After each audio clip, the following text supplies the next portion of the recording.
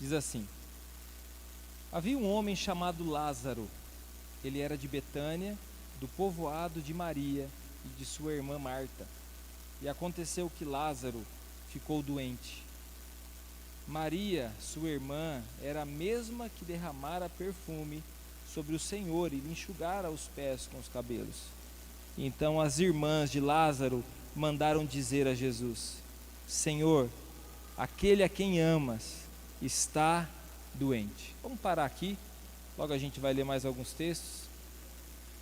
Eu queria dizer uma coisa para você antes de continuar a leitura. Eu sei que a gente tem decisões para tomar, a gente sempre tem algo para a gente resolver na nossa vida.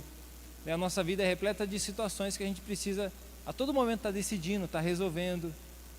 Às vezes alguns problemas que a gente tem familiares, problemas que a gente tem com pessoas, problemas que a gente tem no trabalho, problemas pessoais que a gente tem, situações que a gente tem que vencer na nossa vida, situações que a gente tem que romper na nossa vida. E aí tem um princípio que eu queria deixar para você, e esse princípio é o seguinte: para você resolver essa situação, faça essa pergunta aqui: em seus passos, o que faria Jesus? O que Jesus faria no meu lugar? Então às vezes a gente está buscando uma palavra mágica para resolver o problema, a gente está buscando aparecer alguém para falar alguma coisa para a gente, que alguém venha então e aconteça isso, que aconteça aquilo, ou que tal coisa não dê certo, que tal coisa dê errado. Mas o princípio ele é simples, porque Deus não quer que você viva enganado. O princípio é simples, o princípio é: em seu lugar, o que Jesus faria? Se fosse Jesus que tem que tomar essa decisão, que tem que resolver isso, o que ele faria? Qual que é a decisão que ele tomaria? Como que ele resolveria isso? Como que ele resolveria esse problema? Ele tomaria essa decisão? Ele escolheria isso mesmo? Ele ia fazer desse jeito que você está fazendo? Daí algumas pessoas chegam a dizer assim: mas Jesus é Jesus, eu sou eu. Jesus disse assim, quem me vê, vê o Pai. Filipe, acho que se eu não me engano foi Filipe, chegou para ele e falou assim: nos mostra o Pai. E Jesus disse para ele: quem me vê, vê o Pai. Quem está me vendo vai ver o Pai. E aí em João capítulo 20, versículo 21, Jesus disse assim: como o Pai me enviou, eu também envio vocês. E aí nós temos um outro princípio, que agora quem vê você, vê Jesus. Quem via Jesus, via o Pai. Agora quem vê você, vê Jesus, ou deveria ver Jesus. Por isso que você não pode usar esse argumento: que Jesus era Jesus, eu sou eu. Não. O que Jesus faria no seu lugar? O que Jesus faria no seu lugar? Qual que é a decisão que ele tomaria? Se você colocar isso diante das situações que você tem, seguramente que você vai conseguir resolver. Tem uma igreja, na verdade não é uma igreja, nasceu como um movimento evangelístico chamado Exército da Salvação. Inclusive esse ministério que existe até hoje, ele nasceu no período que nasceu o movimento metodista na Inglaterra, naquela região. E esse Exército da Salvação era um exército mesmo, se vestiam de militares, mas eles levavam a palavra, eles ajudavam as pessoas, inclusive hoje, há lugares que eles têm trabalhos sociais muito fortes, recolhem roupas, alimentos, distribuem para as pessoas e tem um projeto de evangelismo muito grande, de nível mundial. O Exército da Salvação foi com um grupo para Los Angeles fazer um período de evangelismo. E nesse período de evangelismo, eles ficaram lá uma semana naquela cidade, evangelizando. E sabe quando o negócio está meio enroscado? Não sei se você já passou por isso. Que às vezes você vai fazer alguma coisa e o negócio parece que está meio enroscado, parece que o negócio não anda. Acontece isso com as coisas de Deus também. Algumas coisas que é boa que você vai fazer e parece que fica meio enroscado. E eles estavam vivendo esse momento.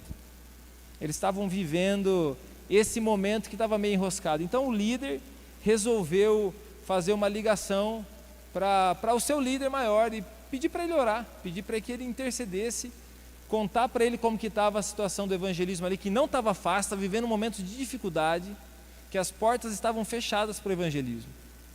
E aí ele pediu então a oração para o líder dele e pediu um conselho. Você acha que a gente deve fazer alguma coisa diferente do que a gente está fazendo? E aí então esse líder respondeu para ele 2 palavras. Ele respondeu assim: tente lágrimas. Ele gravou aquilo no coração. Há uma frase que eu gosto muito, de um avivalista chamado Charles Finney, que diz assim: sem muita oração e lágrimas não há avivamento. E eu escolhi esse texto hoje, porque esse é o texto que no versículo 20, alguma coisa, 35, a gente vai ler ele daqui a pouco, fala lá assim, ó, Jesus, só para não falar o versículo errado para você, né? 35. Jesus chorou. Jesus não chorou porque ele estava orando, mas ele chorou porque ele demonstrou a humanidade dele ali. Talvez esse momento que a gente está vivendo, o momento que você está vivendo na sua vida, é o momento de você tentar uma estratégia diferente. Não tentar a lágrima da autocomiseração, a alta do tenha dó de mim, a lágrima do tenha dó de mim, ou a lágrima do eu não consigo, ou a lágrima do é impossível. Não é essa lágrima que você vai tentar, mas é a lágrima de estar diante de Deus, seja clamando pela nossa nação, seja clamando pela vida de uma pessoa, mas você está diante de Deus, e você está clamando diante dele, e recebeu o mesmo conselho que esse líder deu para o líder do Exército da Salvação: tente lágrimas. A estratégia que você talvez está usando é muito boa, as estratégias que a gente tem, os seminários, as palestras, os cursos, os encontros, são tudo muito bom. Mas talvez, e na verdade como líder da igreja eu sinto que esse é um direcionamento do Espírito Santo, é o momento de nós tentarmos uma estratégia diferente. É o momento de nós tentarmos a estratégia das lágrimas. É o momento de nós tentarmos a estratégia da humilhação. Não diante das pessoas, diante de Deus, diante daquele que nos criou. É o momento de nós tentarmos a estratégia de derramar lágrimas. E aí tem uma palavra em Apocalipse que diz que o Senhor recolhe todas as nossas lágrimas. Interessante, se a gente fizer um comparativo com esses 2 textos, isso mostra que o Senhor não desperdiça a sua lágrima. O Senhor não desperdiça e não foge de um coração quebrantado. O Senhor não desperdiça e não abandona uma pessoa que está com o coração quebrantado. E aqui a primeira coisa que eu vejo na vida de Jesus, no capítulo 11, né, que a gente está lendo aqui essa história, ele recebe a notícia e vem apelativa a notícia.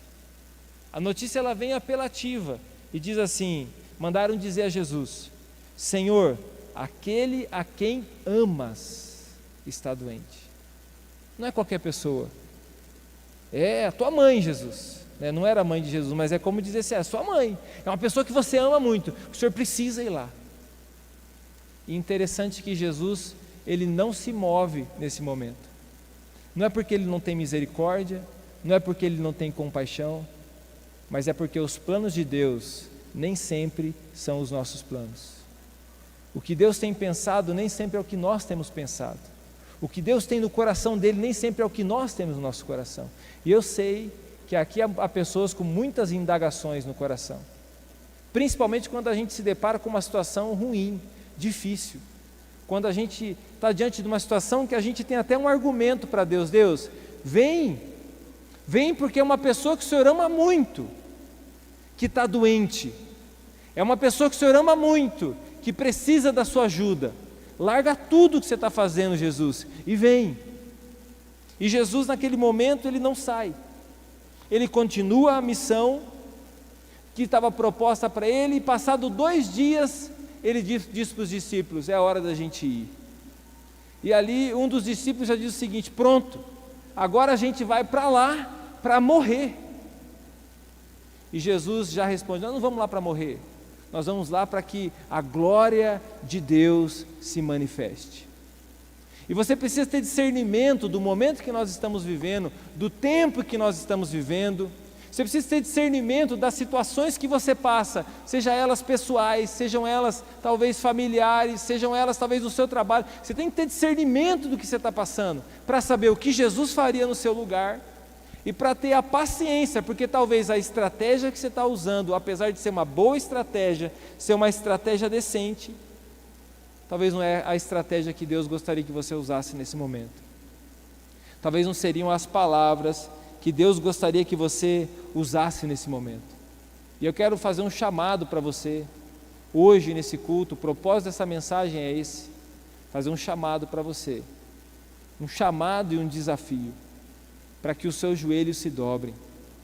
Se ele já tem se dobrado, que o seu joelho permaneça dobrado, que os seus olhos, não literalmente, essas lágrimas não são literais, é do coração, é compaixão que eu estou falando.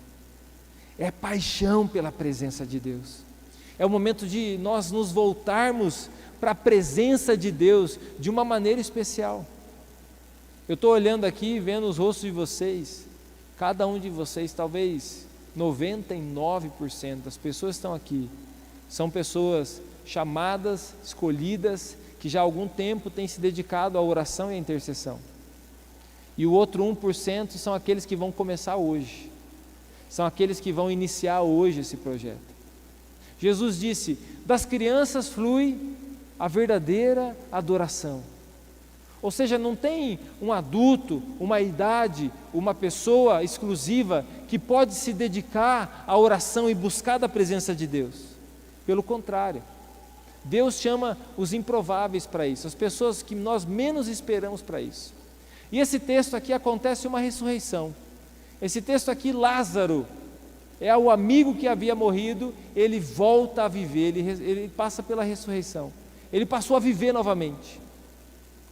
E aqui há muitas pessoas que talvez precisam dessa ressurreição na sua vida espiritual, que precisam dessa ressurreição na sua vida familiar, que precisam dessa ressurreição talvez nos ministérios, na sua liderança, que precisa da ressurreição de Deus. Talvez já passa de 4 dias que morreu, já cheira mal, está lá preso, amarrado os pés e as mãos, e pouca coisa pode fazer. Mas eu quero dizer algo para você: Jesus está a caminho. Eu gostaria que você dissesse isso para a pessoa que está perto de você. Diga para ele assim: Jesus está a caminho. Versículo 8 do capítulo 11 diz assim: esses disseram: mestre, há pouco os judeus tentaram apedrejar-te, e assim mesmo vais voltar para lá? Há pouco você saiu de lá na carreira, as pessoas queriam te apedrejar, e você vai voltar para lá? Uma coisa que Jesus nunca sentiu é medo. Uma coisa que Jesus não tem é medo. E aquele que anda com Jesus, aquele que ama Jesus, o verdadeiro amor, a Bíblia fala, lança fora todo medo. Então todo espírito de medo que tem tentado atacar o seu coração, que tem tentado atacar a sua mente, nós damos uma ordem agora, através do nome de Jesus, que vai embora da sua mente, do seu coração e da sua casa, em nome de Jesus. No versículo 11, diz assim: depois de dizer isso, prosseguiu dizendo: nosso amigo Lázaro adormeceu, mas vou até lá para acordá-lo. Todo mundo estava vendo de uma maneira natural, todo mundo estava vendo o quê? Morte. Todo mundo estava olhando aquilo que os nossos olhos naturais veem. Se você abre os noticiários, se você conversa com pessoas, se você tem um pingo de inteligência, você já percebe que as coisas estão difíceis, que as coisas estão ruins. E pode ser que dê problemas ainda maiores, não só no nosso país, no mundo inteiro. Porém, nós estamos aqui com aqueles que são o povo que caminha pela fé, porque a Bíblia fala que o justo andará pela fé. Ou seja, apesar de a gente ter olhos naturais, e a gente vê de uma maneira natural aquilo que está ao nosso redor, a gente consegue ver que, por exemplo, não há ordem, não há progresso, que há famílias destruídas, que casamentos a cada dia estão acabando mais, mais cedo, que filhos estão perdidos, que os vícios das drogas estão aumentando. Aliás, a palavra vício, isso eu descobri hoje, quero compartilhar com você. A palavra vício vem de uma palavra do latim, que significa defeito. Se você tem um vício, você tem um defeito, porque você não nasceu assim, porque Deus não te criou assim. O vício é um defeito que tem que ser corrigido. Defeitos precisam ser corrigidos, seja ele qual for esse vício, tem que ser corrigido, e vai ser corrigido pelo nome de Jesus. Então nós somos pessoas chamadas a olhar de uma maneira diferente, a visualizar de uma maneira diferente. Jesus estava dizendo, não, ele não morreu, ele dorme. Quem é esse homem? Quem é esse homem que olha as coisas de uma maneira diferente? Em seu lugar, o que Jesus faria? Como que Jesus agiria? Como que Jesus olharia? Jesus olharia como um prejuízo ou como uma oportunidade? Jesus olharia como uma desgraça ou como a oportunidade da graça? Jesus olharia como uma chance de talvez perseverar ou uma chance de desistir? Jesus olharia com a ausência, a falta, está faltando, é a ausência, ou Jesus olharia com uma maneira assim, que assim como é no céu, que venha a ser aqui na terra? Como que Jesus olharia? Jesus está olhando para essa situação e Ele está falando assim, eu vou lá para acordá-lo. Eu quero chamar você para uma semana de oração, porque Jesus veio aqui nessa noite para nos acordar. Jesus veio aqui nessa noite para nos acordar para o nosso propósito. Todas as vezes que eu enfrentei momentos difíceis, sejam pessoais, eu proclamei momentos de oração na minha vida, de jejum na minha vida. Como líder da igreja, todas as vezes, sem exceção, todas as vezes que a gente enfrentava momentos que talvez ninguém sabia, só eu sabia, e quem estava passando o problema. Situações difíceis, situações que poderiam destruir, inclusive todo o trabalho missionário da igreja. Todas as vezes que isso acontecia, seja numa situação de engano, de destruição, de perseguição, todas as vezes, sem planejamento, sem estar estando ou não estando num calendário, nós proclamávamos um momento de oração. Sabe por quê? Assim que eu luto as minhas guerras. Canta no final essa aí, Negrito, tá bom? É assim que a gente luta as nossas guerras. Como que a gente vai lutar as nossas guerras? E aí, como que eu faço? Não está dando certo. Como que eu vou resolver isso aqui? Não está dando certo. Tenta lágrimas. Tenta lágrimas. Isso aí mesmo, pastor. Eu acho que é a melhor opção. Faz o seguinte, aproveita, está aqui ó, essa lista de oração. Ora por mim essa semana. Ora por mim essa semana, por todos esses pedidos. Preciso resolver isso aqui. Pastor, ora por isso aqui, ó. Falando de tal, que você vai fazer. Quem vai participar desse momento de oração? Olha, você que vai participar do momento de oração, pegue esses pedidos, ora por mim. É assim, Jesus? É assim que o Senhor faria? Será que é assim que Jesus resolve as coisas? Terceirizando? Para não ter vínculo de carteira assinada e não ter problema na justiça? Será que é assim que a gente resolve? Será que é assim que a gente vai resolver os problemas da nossa casa, os problemas da nossa família? Será que é assim que nós vamos conseguir transformar a vida do nosso filho, transformar a vida do esposo, da esposa, transformar a nossa cidade, a nossa nação? Espero que haja alguém corajoso para fazer um jejum por mim essa semana. Espero que haja alguém corajoso para dobrar o joelho, porque eu não consigo acordar cedo para orar. Mas para a praia eu sei que você acorda. Se precisar acordar, nem dormir para a gente ir para a praia amanhã cedo, você dá um jeito, fala assim, ó, fica tranquilo, já falei que seu trabalho, te deram férias, estou aqui ó, depositando aqui adiantado o seu salário na sua conta. O seu papel é só ir. Aí você pensa assim, é verdade, eu acho que eu vou fazer esse esforço. porque eu mereço. Isso mesmo, meu querido, eu acho que você merece ir para o lugar de oração e receber o que Jesus tem para você.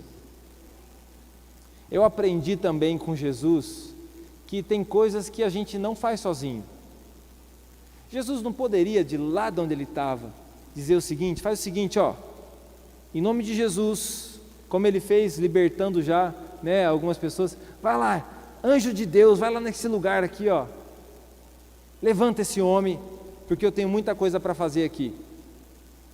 Eu tenho outras coisas para fazer aqui, que esse homem se levanta para eu não me atrapalhar no ministério. Eu tenho outras coisas para fazer, para não me atrapalhar no meu trabalho, porque essa semana é uma semana decisiva. Jesus para tudo, no momento certo, vai para o lugar, tem toda a situação ali, não, está dormindo, fica tranquilo.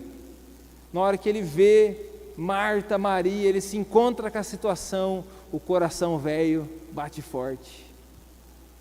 Versículo 35 diz, ele chorou. Se Jesus tinha tanta certeza, por que ele chorou?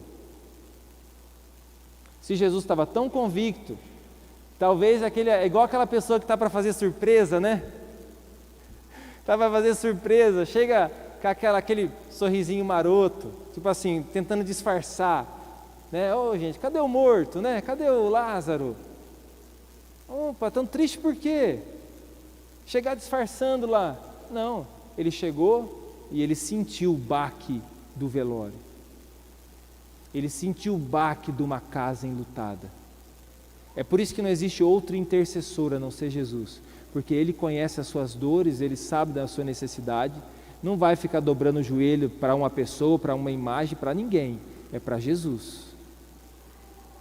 E naquele momento Jesus sentiu o baque, a Bíblia fala, ele chorou, ele sentiu, aquele momento o coração dele sentiu, as lágrimas escorreram do seu rosto, mas como eu disse para você, não eram lágrimas de autocomiseração, não eram lágrimas falsas de crocodilo, não eram lágrimas de miséria, nada disso, eram lágrimas de compaixão com aquela situação, porque ele estava vendo duas mulheres abandonadas naquela casa.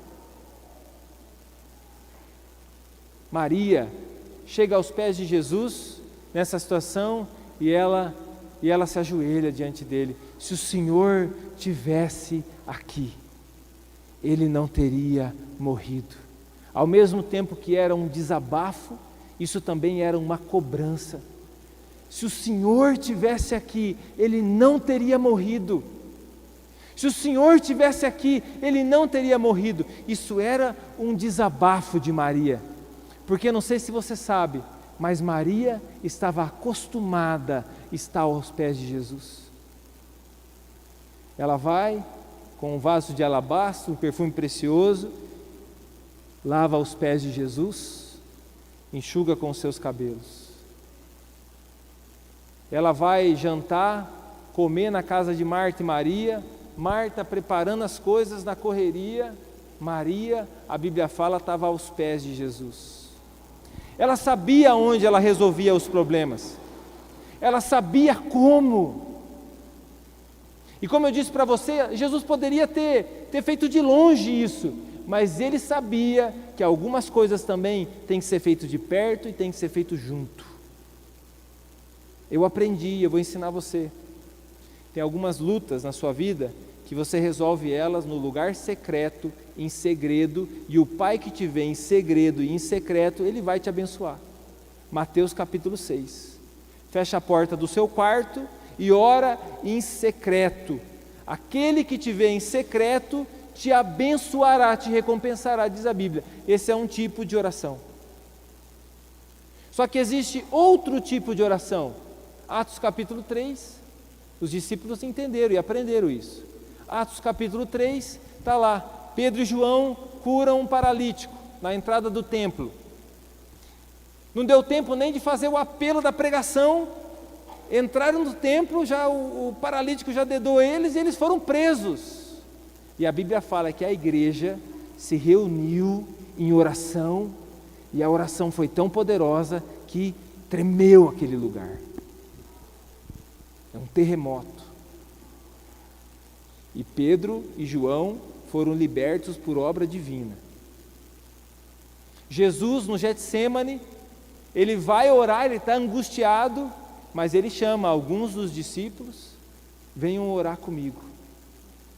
Porque Jesus sabe que tem algumas coisas que a gente faz em secreto, mas tem algumas coisas que nós precisamos fazer em família. A oração para você destronar principados, potestades, que são demônios maiores que dominam bairros, cidades, regiões, nações. Não se vence com a oração de uma pessoa.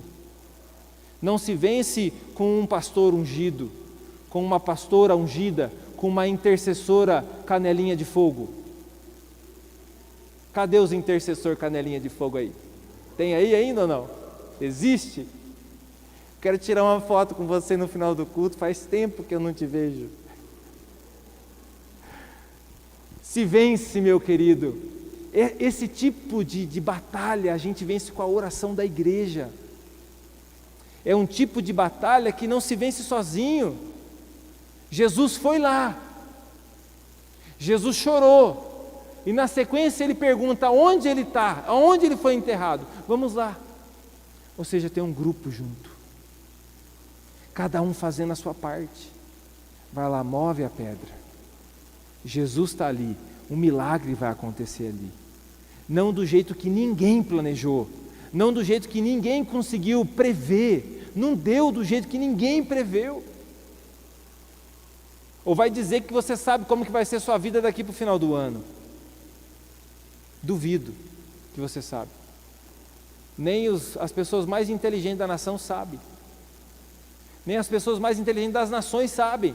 Cada pouco estoura um pipoco em algum lugar. Como que você vai saber o dia de amanhã? Como você vai planejar todas as coisas? Não tem como. Mas Jesus está ali, Jesus está à frente, o que Jesus faria no meu lugar. Eu estou junto na oração da igreja, porque nós temos um propósito.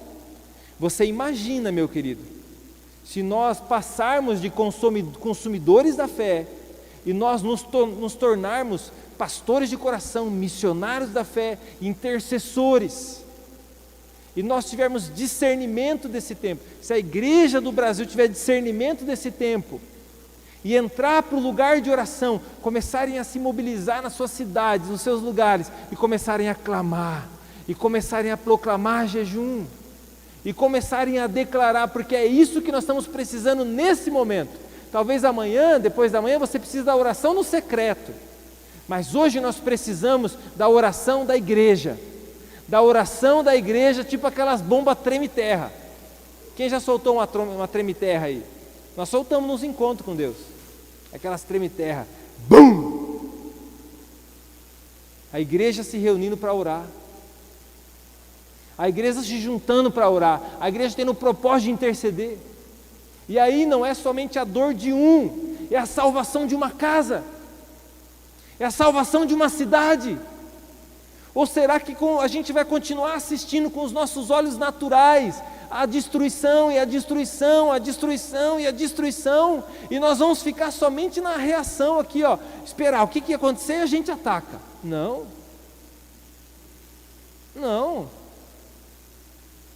Nós não somos essas pessoas. Nós, pelo contrário, nós não tememos a nada a não ser a Deus. Nós não tememos a nada a não ser a Deus. Nós não tememos a morte, nós não tememos a enfermidade, nós não tememos homem algum. Nós respeitamos, mas não tememos.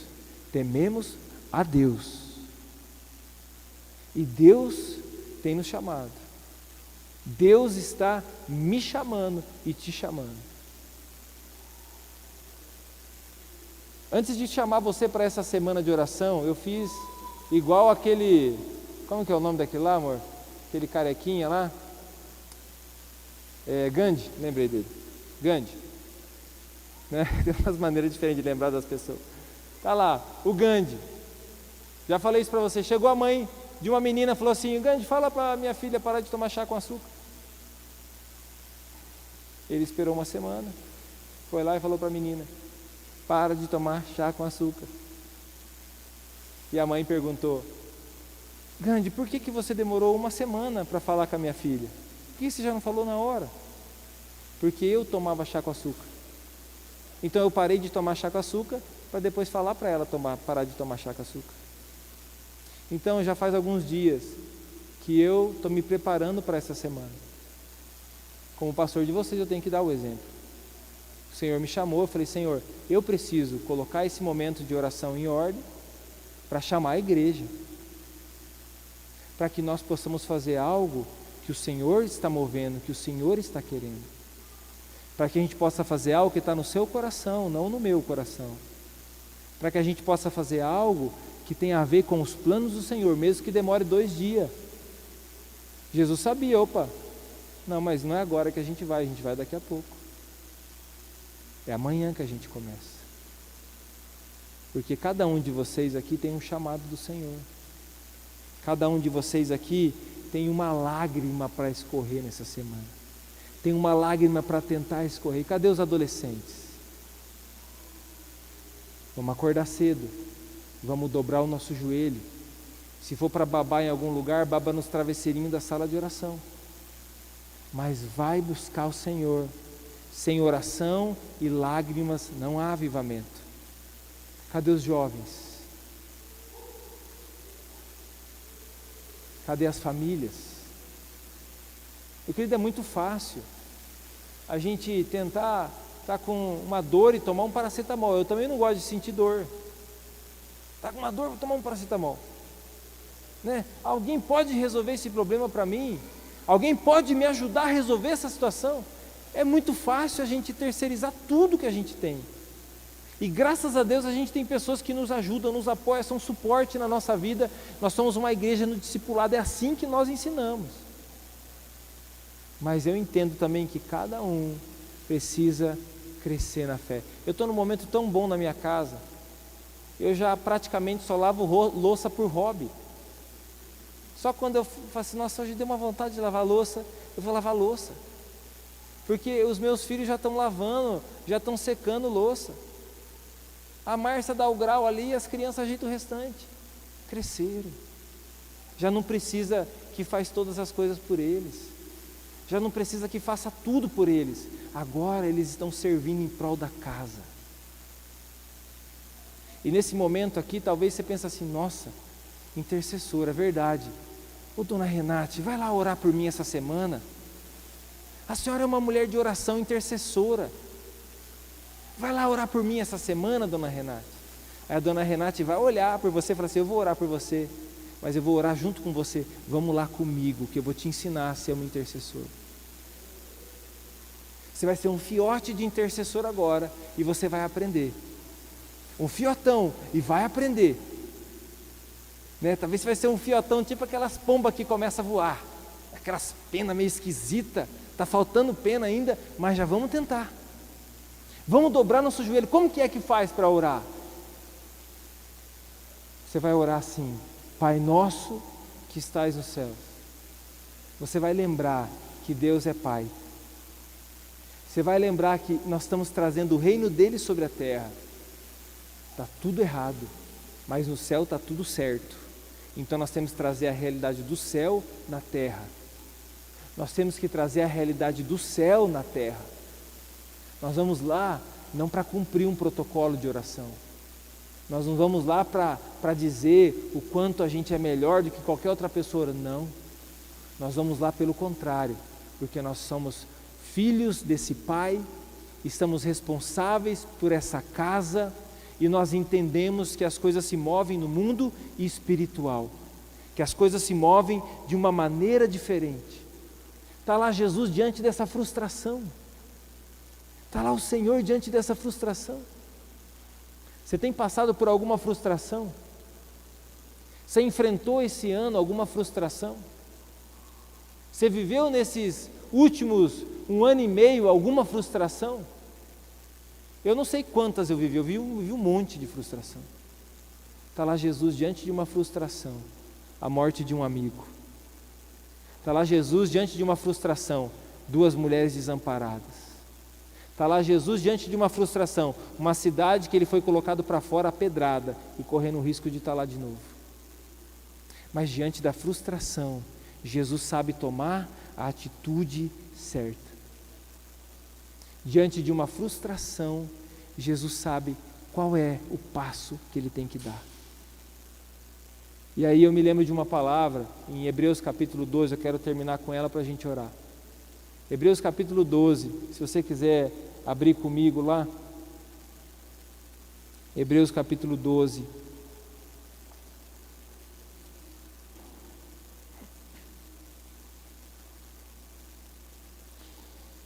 Versículo 14. Diz assim: esforcem-se para viver em paz com todos. Uma palavra de Deus. Em uma versão mais tradicional diz: segui a paz com todos. Numa outra tradução diz: busque viver em paz com todos. Na minha versão NVI diz: esforcem-se para viver em paz com todos e para serem santos. Talvez na sua versão diz assim: segui a paz com todos e a santificação. Sem santidade ninguém verá o Senhor. Então, como que nós fazemos para herdar a vida eterna? Como que nós fazemos para andar com Jesus? E aí, uma das palavras é: sem santificação ninguém verá o Senhor. Versículo 15: cuidem que ninguém se exclua da graça de Deus. Ou seja, eu posso me excluir da graça de Deus, eu posso me colocar fora da graça de Deus, por escolha própria. Que nenhuma raiz de amargura brote e cause perturbação, contaminando muitos. Quem sabe no final desse culto, você não tem que chamar alguém que você precisa orar junto e falar assim: vamos passar a semana de santificação junto? Para que a gente possa arrancar a raiz de amargura, para que a gente possa tirar. Eu imagino que uma raiz de amargura, se a gente for figurar ela é como? Cheia de espinhos. Ela é com dificuldade. Igual numa casa que eu morei, tinha uma plantação de umas amorinhas silvestre, e essas amorinhas, elas tinham espinho. E elas espalhavam as raízes pela terra. Então você tentava acabar com elas, você não conseguia, porque ela se espalhava pela terra e daqui a pouco você tinha que puxar aquela raiz enorme que ia puxando. E até na raiz tinha espinho. Você tinha que ir com dificuldade, com um alicate, puxando aquilo ali, ia tirando aquilo ali, com as mãos cheias de estrepe já, cheio de espinho, com dificuldade. Semana de santificação, meu querido, é para nós arrancarmos raiz de amargura. São questões espirituais. Raízes de amargura que se instalaram na nossa nação, raízes de amargura, presta atenção aqui, ó.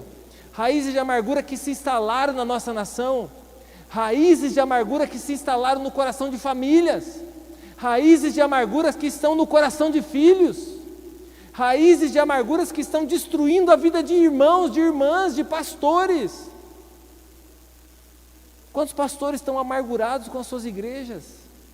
Quantas igrejas estão amarguradas com os seus pastores? Quantas cidades estão amarguradas com a sua liderança? Quantas lideranças estão amarguradas com as suas cidades? Quantos irmãos estão amargurados com outros irmãos? Como que nós resolvemos isso? Não tem outro caminho. Tenta lágrima. Coloca na opção 3, do terceiro dia, ressurreição, e vai lá, tenta lágrima agora. Você já tentou o café? Você já tentou, fazer uma publicação na internet de como que vai mudar o Brasil? Você já tentou falar com alguém?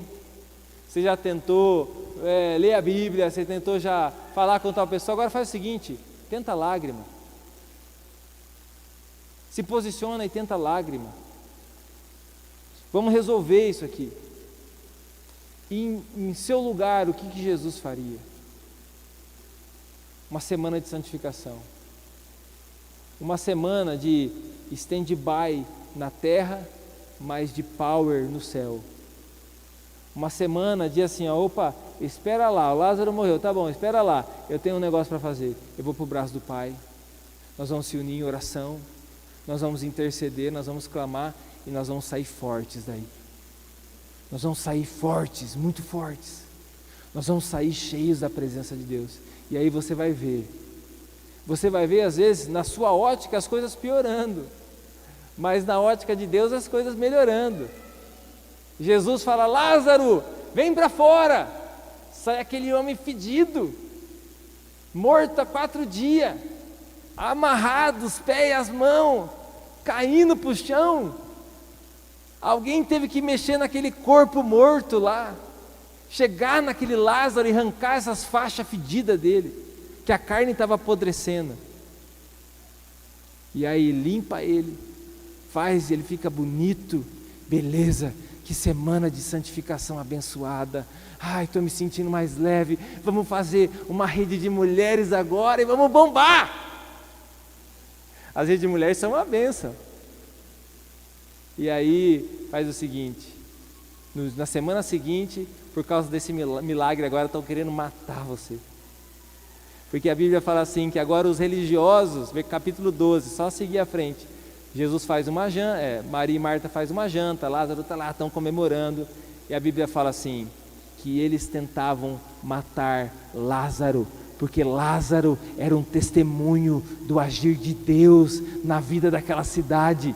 Assim como você é um testemunho do que Deus fez nessa terra, é você o testemunho do que Deus fez nessa terra. E quanto mais você buscar, mais o diabo tem ódio de você, mais ele quer te pegar, mas mais ele vai apanhar. Cadê o povo pentecostal dessa igreja? Meu Deus do céu!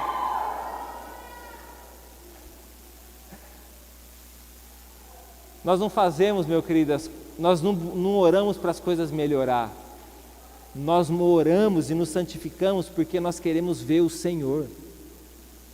Porque sem santificação ninguém verá o Senhor.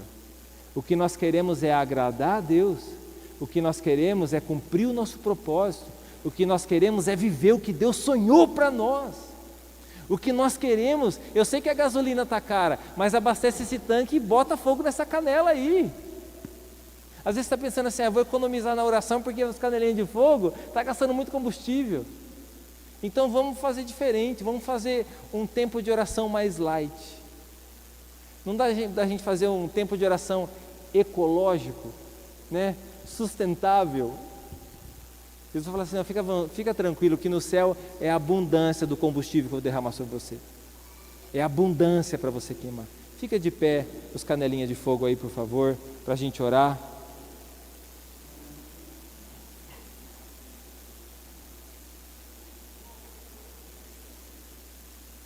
Eu quero chamar você para a gente se organizar em oração. Eu sei que algumas pessoas não conseguem orar no primeiro horário da manhã. Eu quero chamar a igreja para o primeiro horário da manhã, 6 horas da manhã. Algumas exceções não conseguem. Às vezes tem questão da escola, já estuda cedo, sai nesses horários, sai atropelado. Tem pessoas que já entram no serviço bem cedo.